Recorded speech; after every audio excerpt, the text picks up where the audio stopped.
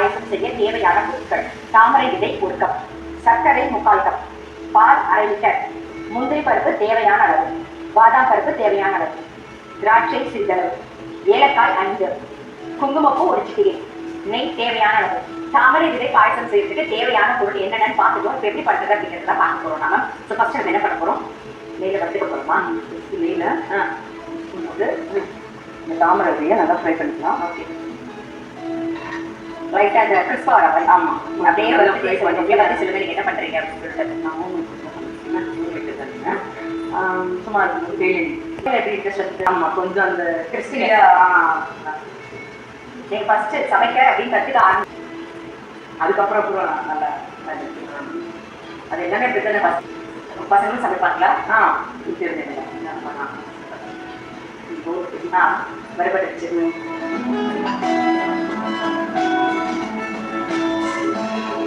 இப்போ நம்ம வறுத்துட்டோம் இல்லையா? ஸோ அது எந்த பதத்தில் இருக்கணுங்கிறது அவங்க காமிச்சிருக்கேன். ஒரு 5 மினிட்ஸ் வந்தாலே உங்களுக்கு அந்த பக்குவம் வந்துடும். உங்களுக்கு அது எடுத்தோன்னே இப்படி பண்ணாலே உங்களுக்கு குழப்பம் ஆகிடும்.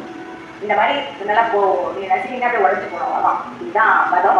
இப்போ அடுத்தது இதில் என்ன பண்ண அடுத்தது? இப்போ நம்ம இந்த பேன்லேயே நம்ம வந்து ஒரு ஸ்பூன் டீ போட்டுட்டு முந்திரி இந்த பாதாம்லாம் ஃப்ரை பண்ணி எடுத்து வச்சுக்கலாம். சரி,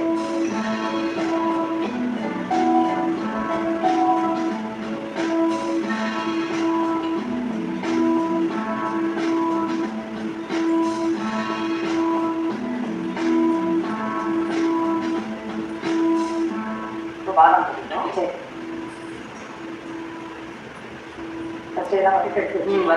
இதையும் நம்ம சேர்த்து அரைச்சிக்க போறோமா? இல்லை, இது அரைக்கல. இது வந்து நம்ம பாயாசத்துக்கு அப்படின்னு அரைக்கிறதுக்கு மட்டும் இதுவும் முந்திரி மட்டும். இப்ப வந்து திராட்சை சேர்த்துருக்கோம் நம்ம. இப்ப இதை எடுத்து வச்சிடாம வறுபட்டு எல்லாம் எடுத்து வச்சிருக்கேன்.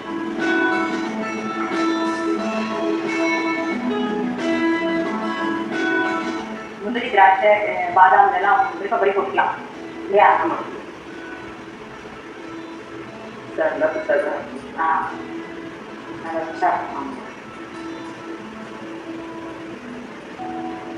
இப்போ முந்திரி பாதாம் திராட்சை வறுத்தாச்சு. நம்ம வந்து ஆல்ரெடி வந்து தாமரை விதையும் வறுத்து ரெடியாக எடுத்து வச்சுருக்கோம். ஸோ இப்போ இது என்ன பண்ண போகிறோம்னு சொல்லுங்கள். மேலே இது பால் ஊற்றணும். இது அவையத்து பால். இப்போ இந்த பால் காயறதுக்குள்ள நம்ம இதை வந்து பாதிதான் எடுத்து அரைச்சிக்க போகிறோம். அதை எடுத்து வச்சுக்கோங்க. இதெல்லாம் பாதி எடுத்து மிக்சியில் கொஞ்சம் ஒரு அடி எடுத்துக்கலாம். இப்போ நம்ம வந்து வறுத்த தாமரை விதையிலேருந்து கொஞ்சமாக எடுத்துருக்கோம். ஒரு கைப்பிடி எடுத்துருக்கோம்னு வச்சுக்கோங்க. அது கூட என்னென்னலாம் சேர்த்து அரைக்க போகிறோம்? இது கூட இந்த ஏலக்காய், அதுக்கப்புறம் ஒரு முந்திரி, வறுத்த முந்திரி பாதாம் ரெண்டுமே சேர்த்தே போயிருக்கலாம். கொஞ்சம் இந்த ரைஸ் பண்ணி எடுத்துக்கலாம். நம்ம வந்து வறுத்த தாமரை விதையிலேருந்து ஒரு கைப்பிடி எடுத்துருந்தோம். அது கூட வந்து கொஞ்சம் ஏலக்காய், அதுக்கப்புறம் வறுத்த முந்திரி பாதாம்ல ஒரு டேபிள் ஸ்பூன் எடுத்து போட்டுக்கோம். இதெல்லாம் சேர்த்து மிக்ஸி ஜாரில் போட்டு கோர்ஸாக அரைச்சிட்டு வந்துடலாம். தாமரை விதை, அப்புறம் ஏலக்காய், வறுத்த பாதாம் முந்திரி எல்லாத்தையும் சேர்த்து கோர்ஸாக அரைச்சி எடுத்துட்டு வந்தாச்சு. இந்த பக்கம் பாலும் நல்லா காமிச்சிட்டு இப்போ என்ன பண்ண போகிறோம்?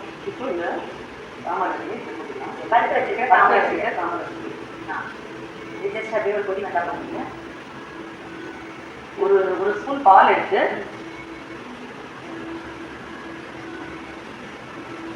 இந்த குங்குமப்பூ கொஞ்சம் எடுத்து கொஞ்சம் கலர். இப்போ வந்து நம்ம வறுத்த தாமரை விதையை போட்டு அதை வந்து ஒரு பொடி வந்தாச்சு பாலில். இப்போ நம்ம கோர்ஸாக பொடி பண்ணி சேர்க்கலாம். கூடவா? நம்ம கோர்ஸாக பொடி பண்ணி வச்சுருக்கிறத சேர்க்கலாம். அடுத்தது கொஞ்சம் போட்டோம்னா இது நல்லா திக்னஸ் கொடுக்கும். அதனால இது அரைச்சி போட்டோம். பாதாம் முந்திரி வறுத்து போடணும்னு கிடையாது. நீங்கள் வந்து பச்சையாகவே பாதாம் முந்திரி போட்டு கூட அரைச்சிக்கலாம். நாங்கள் வறுத்ததுனால நாங்கள் வறுத்ததை சேர்த்தோம் இல்லையா? அது எல்லாமே ஆப்ஷனல் தான். எதுவுமே வந்து மிக்சர் மேட்ச் பண்ணி நம்மளுடைய விருப்பத்துக்கு பண்ணிக்கலாம். இப்படிலாம் பண்ணணும்னு கிடையாது. நீங்கள் இதை வந்து லைட்டாக வச்சுட்டு மொத்தமாக போட்டு அரைச்சும் சேர்த்துக்கலாம் இல்லையா? இது எல்லாமே நம்ம விருப்பம் தான். இது நமக்கு ஈஸியாக இருக்கும், கம்ஃபர்டபுளாக இருக்கிறது அது நம்ம சேர்த்துக்கலாம். அப்போ இந்த சக்கரை சேர்க்கணும்னா சேர்க்கலாமா?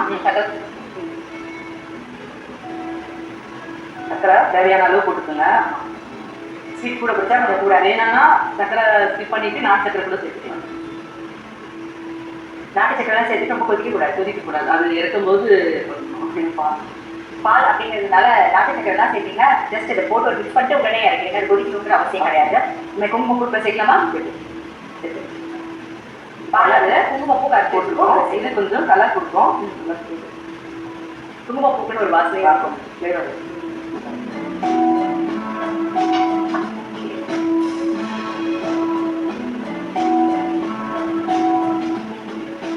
இப்போ நல்லா கொஞ்சிட்டு எல்லாம் சேர்ந்து வந்தாச்சு. இப்போ என்ன பண்ண போறோம்? இப்போ ரெடி ஆயிடுச்சு. இப்போ வறுத்து வச்ச முந்திரி, பாதாம், திராட்சை போட்டுக்கலாம்.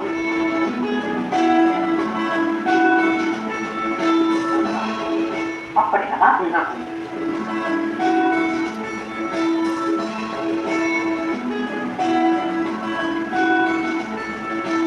ஓகே, இது மேலே அப்படியே அழகா மீன் இருக்கிற முந்திரி, திராட்சை, இது குங்குமப்பூ.